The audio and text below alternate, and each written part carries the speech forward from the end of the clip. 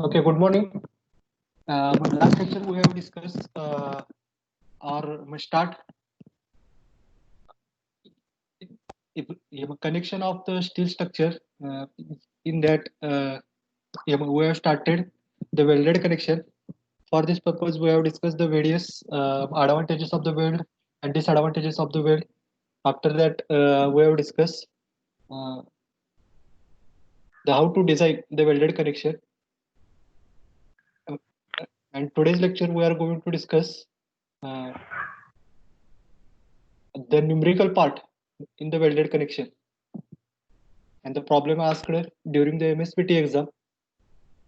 For that purpose, we are going to start the today's lecture. So this is the problem which is asked in MSBT exam. So this is the bolted.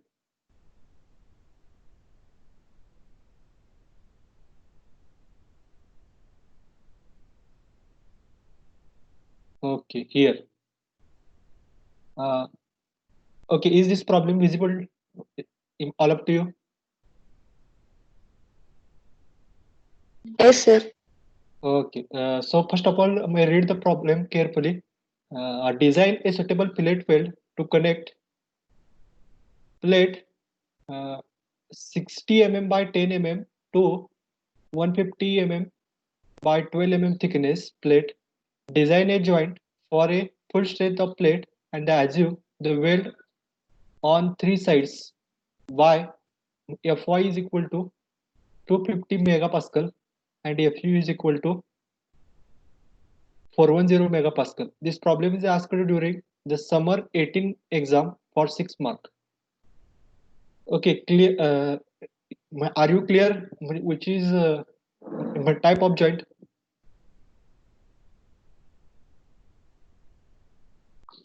Lap joint. Yes, sir. Lap joint. Okay, this is the lap joint. In that lap joint, there are two plates are provided 60 mm by 10 mm, and the second plate is 150 mm by 12 mm. Okay, both plates are connected by means of lap joint, providing with the welded connection. So we have to design the length of weld. Okay, in the welded connection, yeah, we are finding the length of weld, while in the bolted connection we are finding number of welds. Right. So starting from the given, there are two plates, 60 mm by 10 mm and 150 mm by 12 mm. In this two value, a single value is a given. Which are that? Which value is given? The thickness of plate, that is the TP, and what is the TP?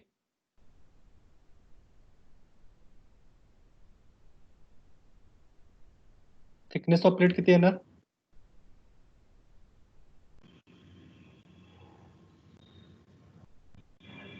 Anybody know? 10 mm.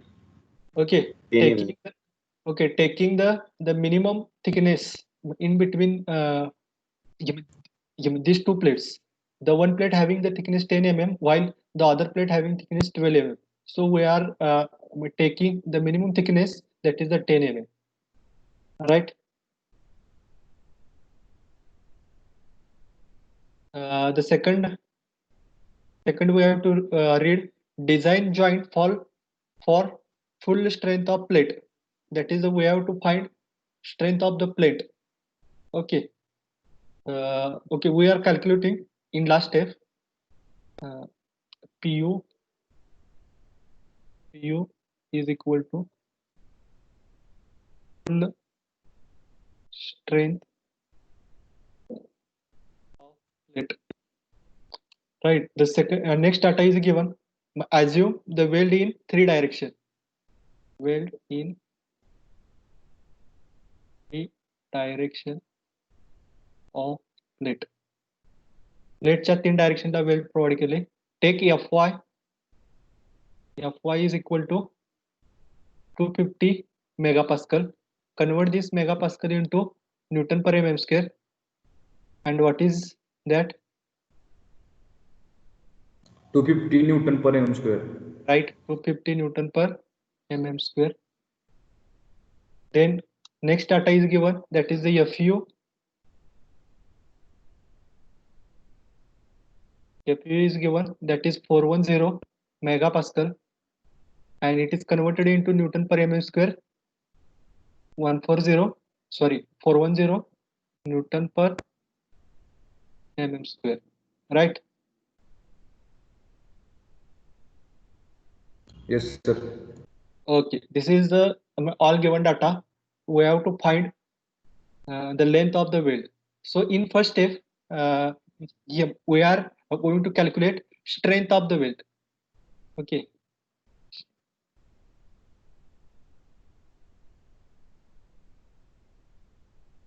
Strength of वेल्डचा आपण काल formula बघितला. काय formula कोण सांगू शकते का? If you divide by √3 into gamma mw.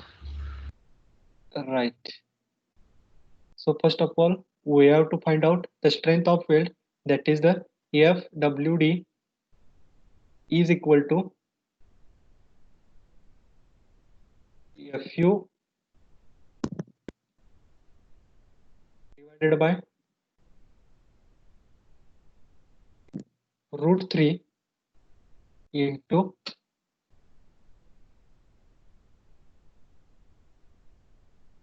gamma mw,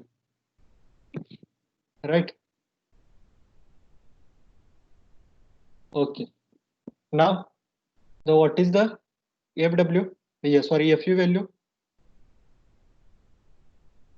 410. Right, 410 Newton per mm square. So we are taking that value.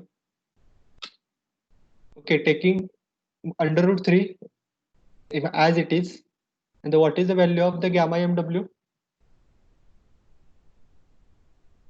Okay, the value of gamma mw depends on the type of the weld. Okay, site weld, if we are taking the site weld, then that value is 1.5, and if we are taking Shop weld. shop weld, then that value is become 1.25. 1. But in this problem, it is not mentioned whether this weld is shop weld or site weld. So in that condition, we have to assume the which type of weld we are going to provide. आता या ठिकाणी प्रत्येकाचं assumption वेगळं वेगळं असू शकते, problem मध्ये दिलेलं नाही. म्हणजे आणि म्हणजे ही नोट सुद्धा MSBTच्या मॉडेल आन्सर पेपर मध्ये दिलेली असते की विद्यार्थ्यांच्या अजम्पशन नुसार उत्तर बदलू शकते. मग हे प्रत्येकाचं उत्तर वेगळं वेगळं असू शकते. जर एखाद्याने शॉप वेल्ड म्हणून डिझाईन केलं असेल तर त्याचं उत्तर वेगळं येणार आहे, आणि एखाद्याने साईट वेल्ड म्हणून डिझाईन केलं असेल तर त्याचं उत्तर वेगळं येणार आहे. त्याच्यामध्ये फक्त आधीच्या बोल्टेड कनेक्शन मध्ये पण मी तेच सांगत होतो आणि वेल्डेड कनेक्शन मध्ये पण तेच सांगतोय. You have to follow the only design procedure. Don't bother about the which value you have taken. लक्षात, व्हॅल्यू काय घेताय हे महत्वाचं नाही, तुमच्या डिझाईन प्रोसिजर तुम्ही फॉलो करायचे आहेत. सो हिअर म्हणजे we are going to assume 1.25. Okay, assume site weld, sorry 1.25 म्हटलं शॉप वेल्ड आहे ना, shop weld. Therefore, gamma mw is equal to किती येणार? 149. Just wait, I am asking for the value of the gamma mw. That value becomes 1.25. Okay. Now put the value of the gamma mw 1.25 and just solve the equation. We will get the answer of the FWD, and that value becomes 189.37. 189.37. right. And what is the unit? Newton per mm square. Right, ही strength आहे FWD. लक्षात येते का? FU चं जे unit असणार आहे, FU चं जे युनिट असणार आहे ते आपलं Newton per mm square. Ultimate stress आहे ना ह्यो. अल्टिमेट स्ट्रेस हा न्यूटन पर mm स्क्वेअर मध्ये असतोय, आणि MWD ला काही युनिट नाही. गॅमा MW त्याला काही युनिट नाही. मग त्यांना FU चं जे काही युनिट आहे ते ऍज इट इज इथे येणार आहे. म्हणजे ह्याचं सुद्धा युनिट काय असणार आहे? Newton per mm square. Right. So this is our first answer that we have obtained. That is the strength of weld. Right. कळालं का इथपर्यंत? इथपर्यंत कळालं ना? Yes, sir. Okay. Bolted connection पेक्षा हे कितीतरी पटीने सोपं आहे. हे सारखं वारंवार का सांगतोय कारण हे तुमच्या डोक्यात बसलं पाहिजे. हे सोपं आहे ते. नाव next step is finding the strength of weld per mm. Per mm आपल्याला स्ट्रेंथ ऑफ वेल्ड फाइंड करायचे. मग त्यासाठी परत एक आपल्याला दुसरं इक्वेशन लागणार आहे. दॅट इक्वेशन काय आहे? PQ, right? PQ is equal to Yes. FWD minus FWD to T throws thickness of throat. PQ is equal to FWD into TT, right? आता TT मी काय प्रत्येक वेळी लिहित बसणार नाही कारण एक स्टेप वाढवण्यापेक्षा मी डायरेक्टली असंच लिहितो की 0.7 हे लक्षात राहील ना इंटू एस, कारण हे प्रत्येक प्रॉब्लेमला असंच असणार आहे. मग त्याला एक स्टेप काय मी वाढवत नाही, TT लिहून परत त्याची किंमत 0.7 एस लिहायची. लक्षात आलं? काय घ्यायलाच पाहिजे TT इथं?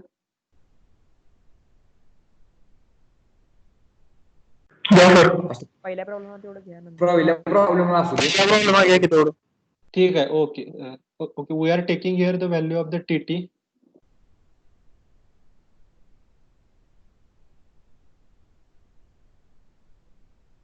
हे प्रत्येक वेळेला काही लिहायची गरज नाही, फक्त आता पहिला प्रॉब्लेम आहे म्हणून घेतोय मी.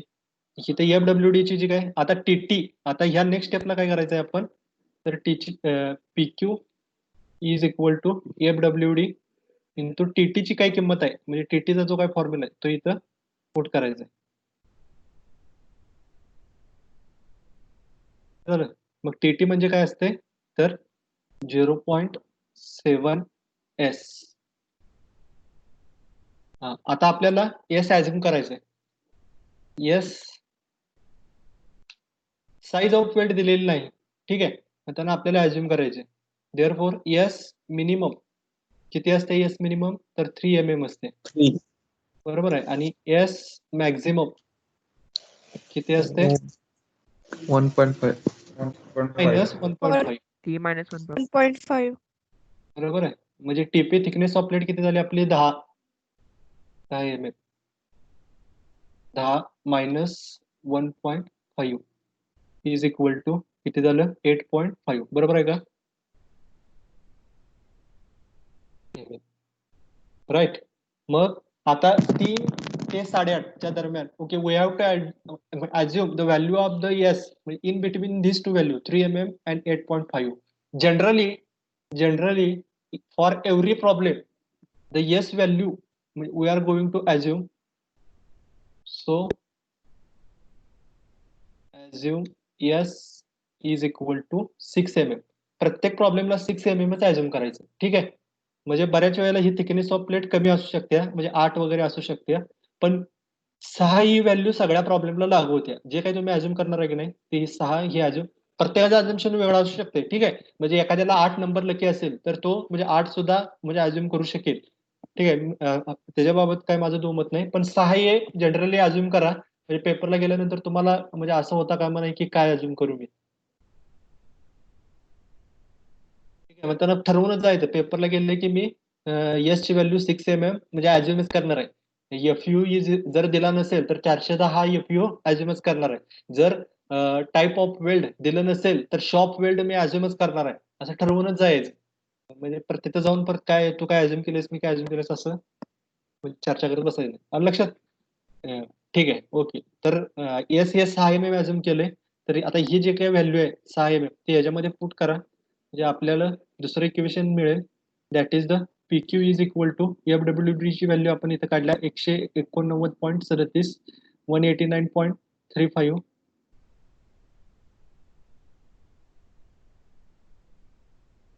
राईट. 0.7 आणि एस 6 mm किती आलं उत्तर? 795.35. Okay. and what is the unit? Unit काय असणार आहे याचं? Newton per mm. Newton per m m काय m m square? M square ten पर्यंत mm square. M m square नाही, एम एम असणार आहे. का बरं? कारण ह्याचं बघा 889.37चं युनिट काय आहे? Newton per m m square, बरोबर आहे. आणि ही 6 कशामध्ये आहे आपलं? एम एम मध्ये आहे. म्हणजे एम एम स्क्वेअर मधला 1 mm ह्याच्यामध्ये निघून जातोय आणि राहतोय फक्त एम एम फक्त राहतो. आलं लक्षात? किंवा दुसऱ्या भाषेत सांगायचं झालं तर ही स्ट्रेंथ आपण काय काढल्या? पर एम एम काढल्या. म्हणजे एका एम एम माग ही जी काही स्ट्रेंथ येणार आहे ती आपण काय काढल्या? एका एम एम माग काढल्या. ठीक आहे, पर एम एम काढल्या. So that's why the unit of this step is or PQ is equal to newton per m m. Right? इथंपर्यंत कळालं का? सेकंड स्टेप सिंपल आहे, काही अवघड नाही. काय करायचं आहे? पहिल्यांदा FWD चा formula FU divided by √3 into gamma MW. Gamma MW मध्ये जर म्हणजे FU ची व्हॅल्यू दिलेली असते, जनरली दिली नसेल तर 410 ॲज्युमच करायची. आणि gamma MW okay type of weld म्हणजे if not mentioned then you have to assume any. So for this problem I am assumed here shop weld, that's why gamma MW is equal to 1.25. If you are assume the site weld, then gamma MW value is the 1.5, right? So find the MWD value, that becomes 189.37 Newton per mm square. आता हे जे काही उत्तर आले, so we have to multiply this value only by 0.7s. Okay, यानं multiply करायचं आहे याला, म्हणजे TT फक्त मल्टिप्लाय करायचे. एस ची व्हॅल्यू कशावर डिपेंड असते?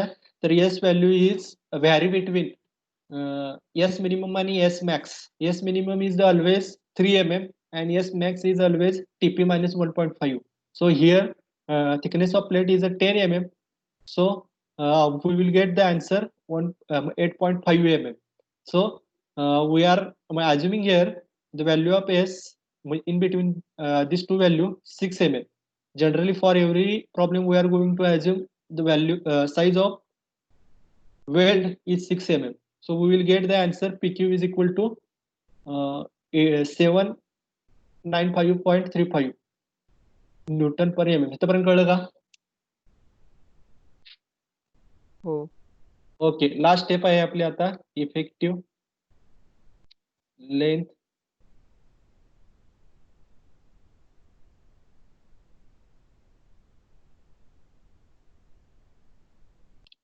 Length of weld. Right,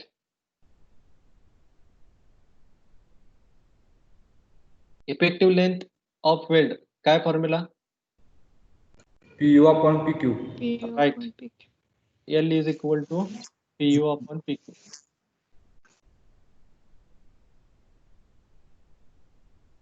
PU ची व्हॅल्यू दिल्या का आता या ठिकाणी? नाही.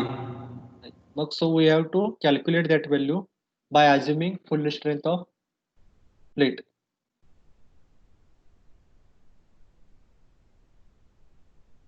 काय झालं याला?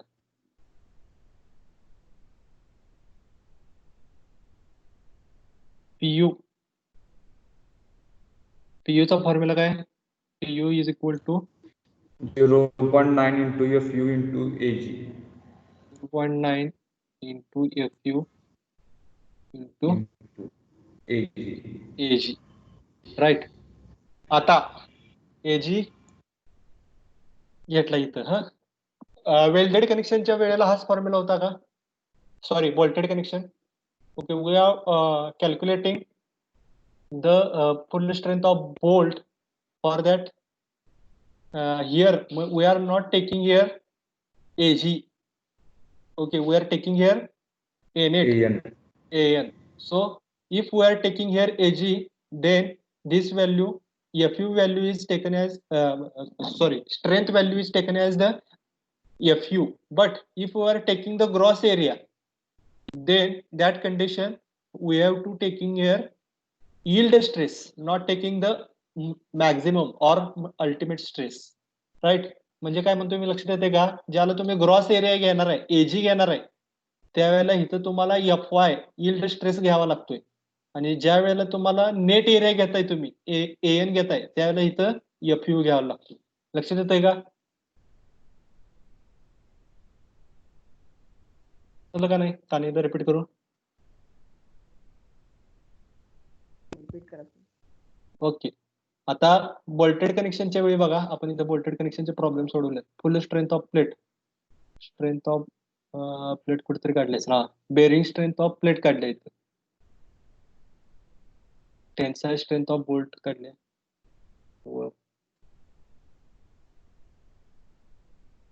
हा, इथं बघा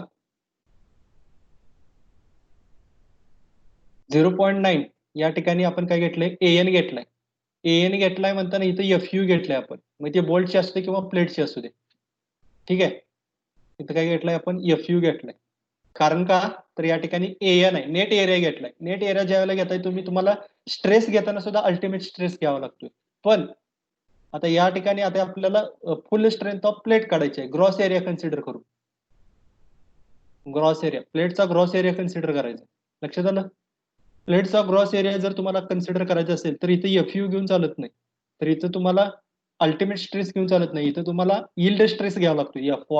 FY ची व्हॅल्यू घ्यावी लागते. लक्षात आलं का? फक्त एवढाच फरक आहे ह्या स्टेप मध्ये, बाकी काही फरक नाही.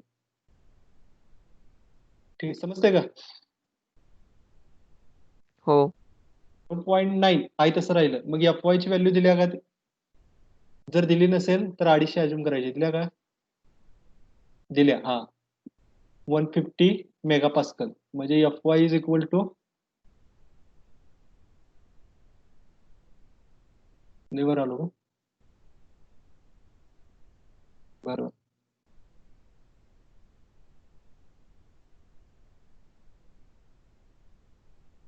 FY is equal to 250 into A net किती येणार? म्हणजे ग्रॉस एरिया किती येणार आता?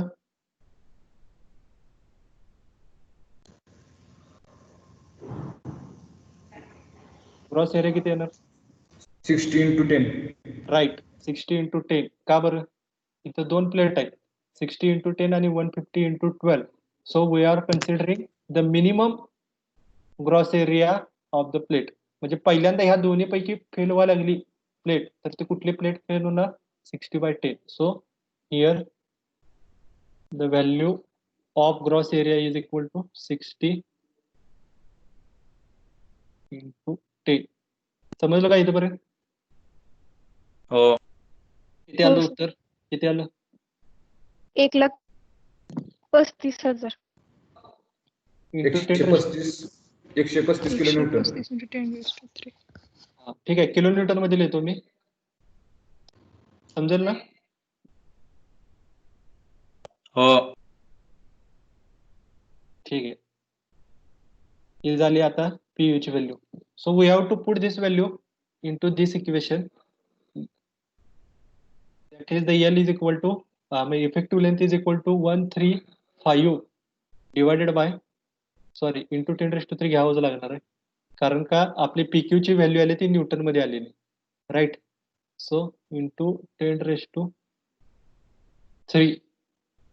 Divided by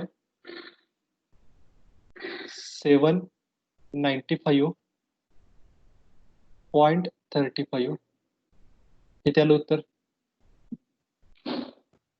169.73. 669.73. युनिट काय? mm. So this is the effective length of weld. आता आपल्याला याची डायग्राम काढायची.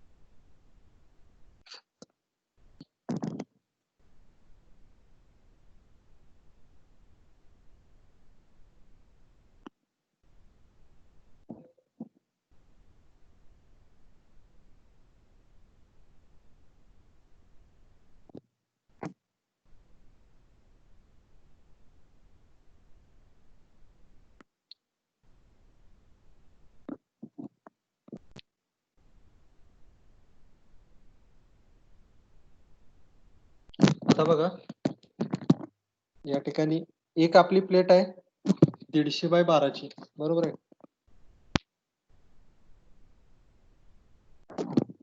ही जी मोठी प्लेट आहे हे जी विड्थ 150 mm आहे. लक्षात आलं. डायग्राम कशी काढायची फक्त बघा. त्याच्यानंतर ह्याच्यावरती आता आपण दुसरी प्लेट ठेवली 60 बाय 10 mm ची, म्हणजे ही जी विड्थ किती आहे 60 mm ची. लक्षात आलं का. अशा प्रकारचा लॅब जॉईंट आहे. डायग्राम लक्षात आली का ही.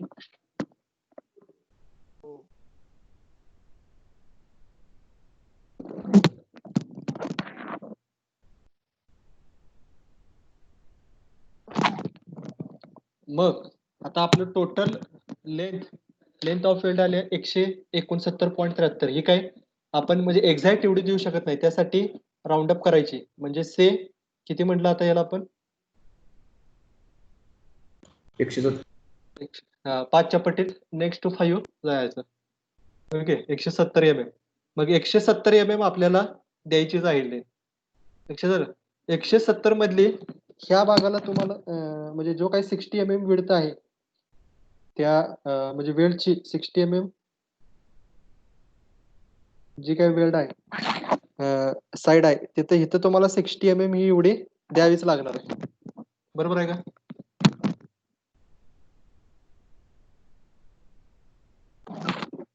समजलं का नाही अजून.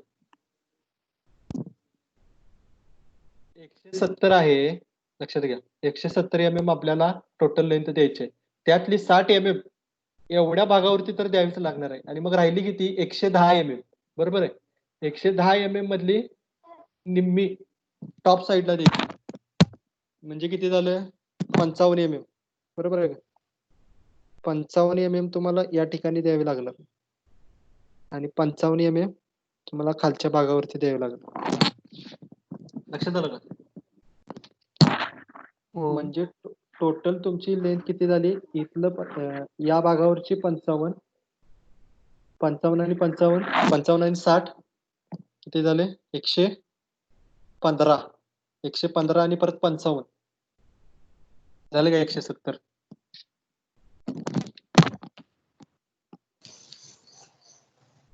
डायग्राम लक्षात आली का.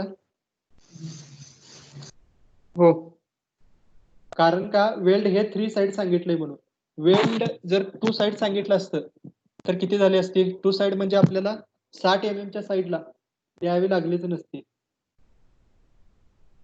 आलं लक्षात. 60 mm ही जी काही साइड आहे तिथं आपल्याला वेल्ड द्यावंच लागलं असतं. म्हणजे टोटल आपल्याला किती लेंथ द्यावी लागली असते 55 च्या ऐवजी 85 वर आणि 85. लक्षात आलं. ही तुमची फायनल डायग्राम झाली. इथं मस्तपैकी खाली डायग्राम ड्रॉ करायची, मग तिथं तुमचा प्रॉब्लेम संपतोय. समजलं का problem.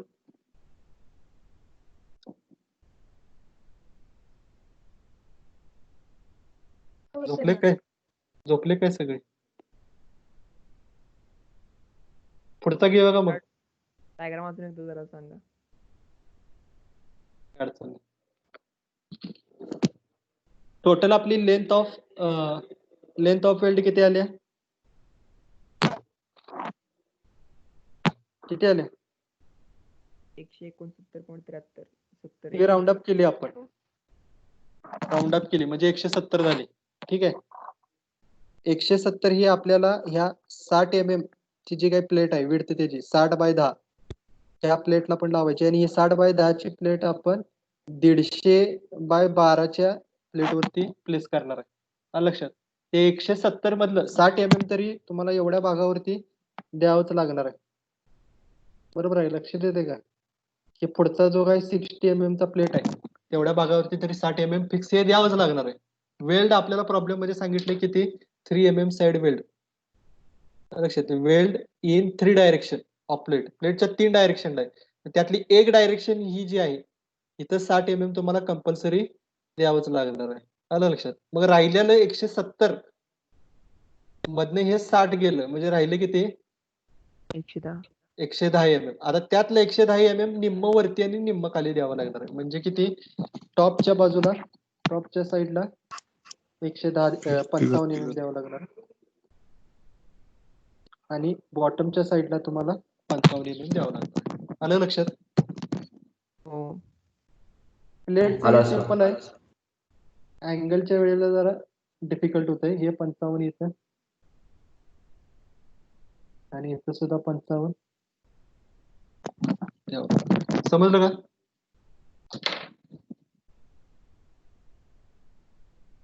Okay, let's move forward. पुढे जाऊया ना, पुढचा प्रॉब्लेम. हो. ओके, ठीक आहे. पुढचा प्रॉब्लेम बघा. A design a suitable fillet weld. आता इथे अँगल सेक्शन आहे. दोनच प्रकारचे प्रॉब्लेम येतात. एक तर प्लेटचा येणार किंवा अँगलचा येणार. जास्त करून म्हणजे 100 पैकी 95 प्रॉब्लेम हे अँगल वरतीच असतात. मग त्यांना हे जरा समजलं पाहिजे तुम्हाला. ठीक आहे. A design a suitable fillet weld connection for a ISA 80/50 by 8 mm with its longer leg connected to gusset plate of thickness 8 mm. The angle subjected to factored load 270 kilonewton. CXX is equal to 27.5 mm. Assume weld is provided to all three edges and the shop weld take Fy is equal to 250 megapascal and Fu is equal to 410 megapascal. This problem is asked during the summer 19 exam for 6 marks. So first of all, we have to write the given data.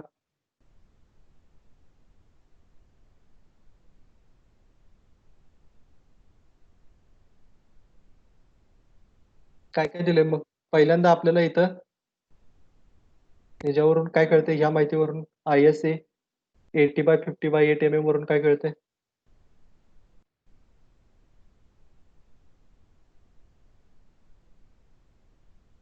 काय कळते?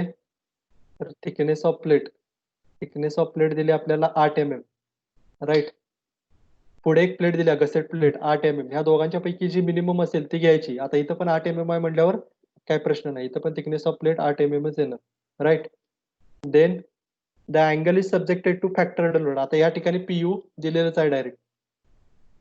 PU just weight.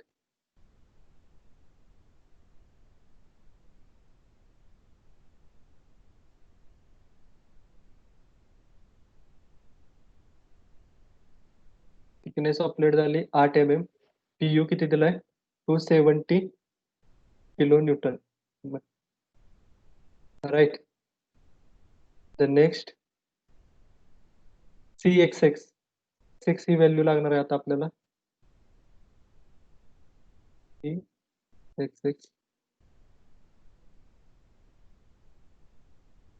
CXX किती दिलाय? 27.5 mm. CXX म्हणजे काय सांगू शकते का? Centre of gravity with the X axis. लक्षात, म्हणजे जर अँगल घेतला तर अँगलच्या बॉटम पासून सेंटर ऑफ ग्रॅव्हिटीचं distance 7 mm. Assume weld is provided in 3 direction. Weld in 3 direction. आणि परत काय म्हणलंय? शॉप वेल्ड सांगितलंय त्या अर्थाने एक व्हॅल्यू सांगितल्या. कुठली? 125. शॉप वेल्ड सांगितलंय म्हणजे त्यांनी गॅमा MW ची व्हॅल्यू सांगितली. 1.25. हा, 1.25. गॅमा MW ची व्हॅल्यू दिली आहे त्यांनी. Mute yourself.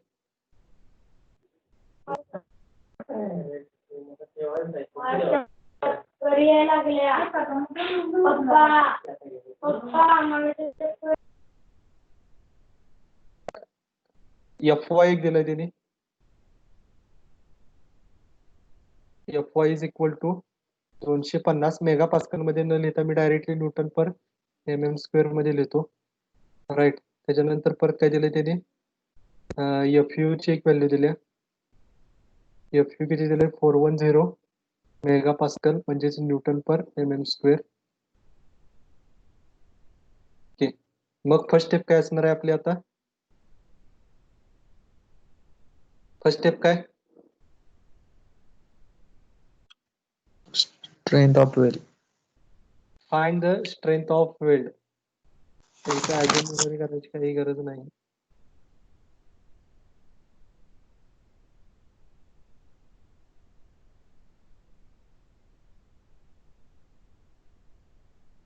Strength of weld FWD is equal to FU divided by √3. 410 FU दिलेला आहे. शॉप वेल्ड आहे म्हणल्यावर 1.25 येणार. उत्तर सुद्धा आपलं 189.37 न्यूटन पर m² येते. आता इथं ॲज्युम म्हणायची काही गरज नाही, कारण हे डायरेक्टली प्रॉब्लेम मध्ये तुम्हाला दिलेलं आहे. आलं लक्षात? राईट. नंतर स्ट्रेंथ ऑफ वेल्ड काढायचे per MM. PQ is equal to FWD into TT. TT ची किंमत काय? 0.7 S.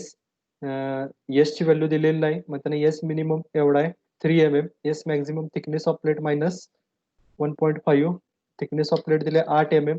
म्हणजे हे 8 वजा 1.5 किती झालं? 6.5. बरोबर आहे. मग S हे ॲज्युम आपण 6 mm ॲज्युम केलं S. मग आपलं टोटल PQ ची व्हॅल्यू झाली 795.35. लक्षात आलं का इथंपर्यंत? हो. Yes, sir.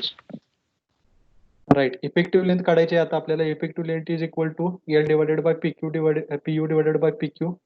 PU ची व्हॅल्यू दिलेली आहे त्यांनी. PU ची व्हॅल्यू किती दिल्या? 270 इज इक्वल टू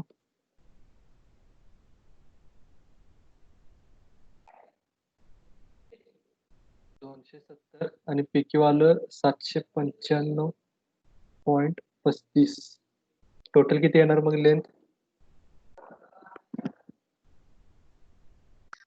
0.33. हा, काय चुकलं सांगा? 0.33 कसं येणार? ओके, कोण सांगू शकते का काय चुकलं? किलो न्यूटनचं राईट न्यूटन. राईट. 270 ही किलो न्यूटन मध्ये व्हॅल्यू आहे. आपण न्यूटन मध्ये घ्यायला पाहिजे. म्हणजे इथे किती येणार? इंटू 10⁻3.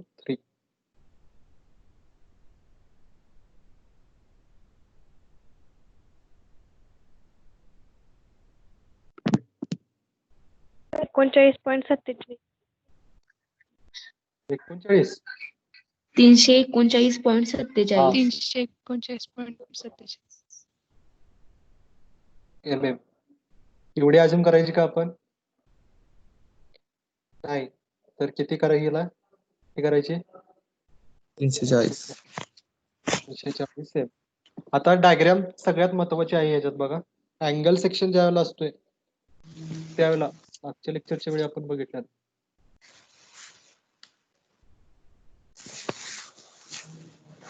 प्लेट ज्यावेळेला असते त्याला टॉपला आणि बॉटमला वेल्डची थिकनेस ही इक्वल असते.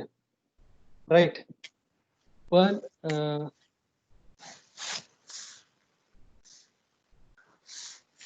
अँगल सेक्शन असतोय त्याला टॉपची जी काही वेल्डची लेंथ आहे ती कमी असते आणि बॉटमची जी लेंथ आहे ती जास्त असते.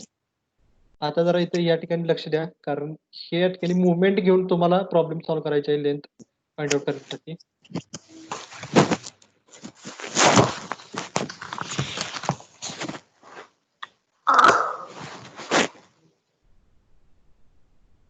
हा,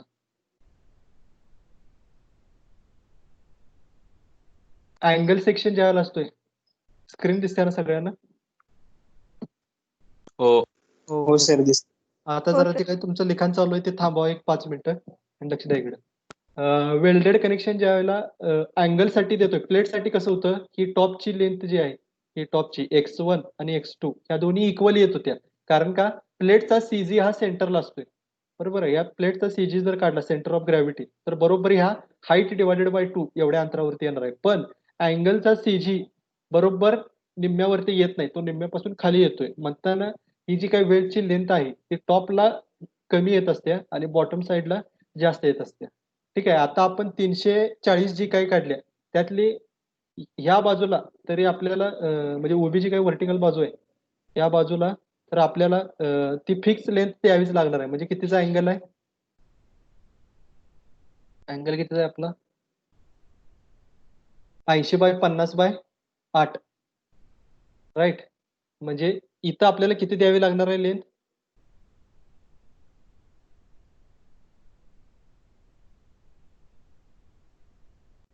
50. 50 कसं? Vertical side is always 80. Higher, बरोबर आहे का? म्हणजे 370 मधलं ही उभी बाजू 80 ही तुम्हाला कंपल्सरी द्यावीच लागणार आहे. म्हणजे आपल्याकडे अजून लेंथ किती शिल्लक आहे? 370 340 वजा 80 म्हणजे 260 शिल्लक आहे. 260 मधलं निम्म वर आणि निम्म खाली असं देऊन चालत नाही. ठीक आहे, इथं अँगल सेक्शनला सीजी हा खाली शिफ्ट झालेला असतोय, म्हणताना इथं वरची जी काही बाजू आहे ती कमी येत असते आणि बॉटमची जी बाजू अँगल सेक्शनला जास्त येत असते.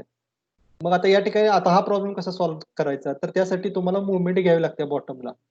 ठीक आहे, म्हणजे आता हे तरी क्लिअर झालं का?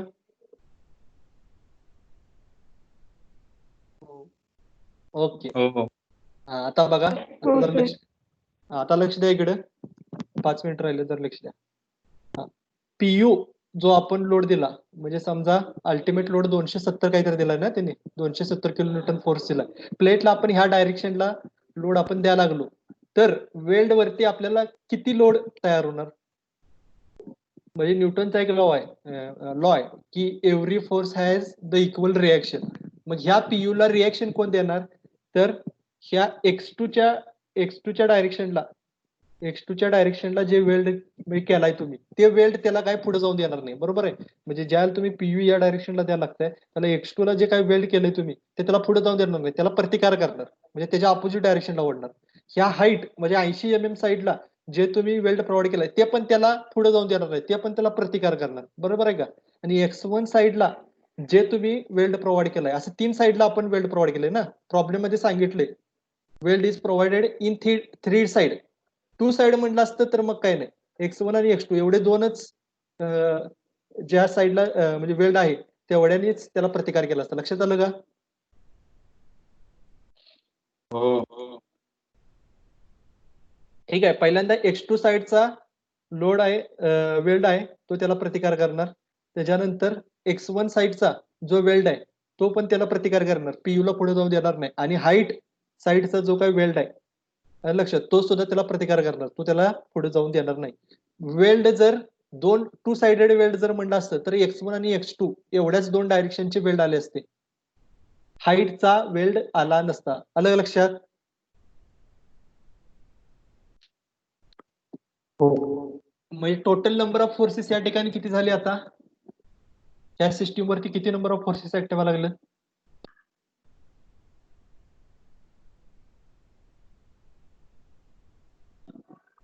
समजतंय का? या सिस्टीम वरती किती नंबर ऑफ फोर्सेस ऍक्टिव्ह लागले? डोळ्यासमोरच आहे की तुमच्या? 4. बरोबर आहे का? 4 नंबर ऑफ फोर्सेस ऍक्टिव्ह लागले.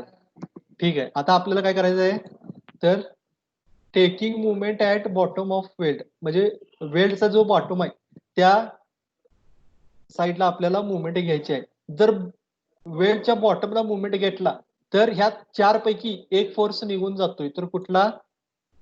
तर बॉटमचा. कारण का? त्याच पॉइंटला आपण मुवमेंट घेतलेली आहे. ज्या पॉइंटला मुवमेंट घेतोय आपण त्या पॉइंट मधून एखादा फोर्स जर जात असेल तर तो फोर्स 0 होतोय, बरोबर आहे का?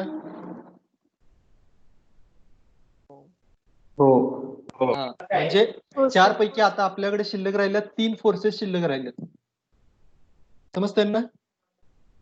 ह्या 3 फोर्सची मुवमेंट काढायची आहे. प्रत्येक प्रॉब्लेमला असंच आहे, म्हणताना जरा लक्ष देऊन बघा. एकदा हे समजलं की पुढचं काय अवघड नाही, प्रत्येक प्रॉब्लेमला हेच करायचं आहे. 4 पैकी आता आपल्या हातात 3 फोर्सेस राहिले, तर त्यातला आता परत बघा, clockwise movement equal to anti clockwise movement, बरोबर आहे का?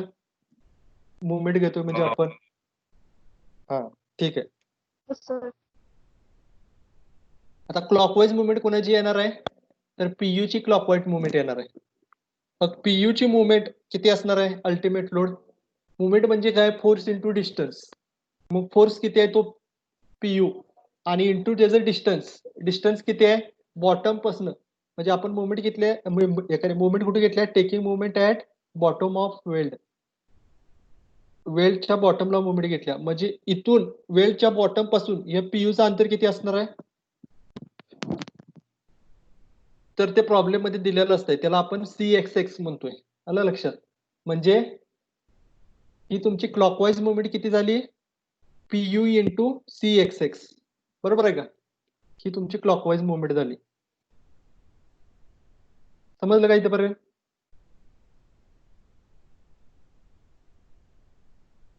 हो सर. समजतंय ना? ठीक आहे, राहिलेला आपण आता पुढच्या लेक्चरला बघू. टाइम झालेला आहे आपला. हे जरा म्हणजे लेंदी प्रोसिजर आहे. फक्त परत एकदा तुम्ही म्हणजे जरा रिपिटेशन बघा घरी जाऊन जरा, म्हणजे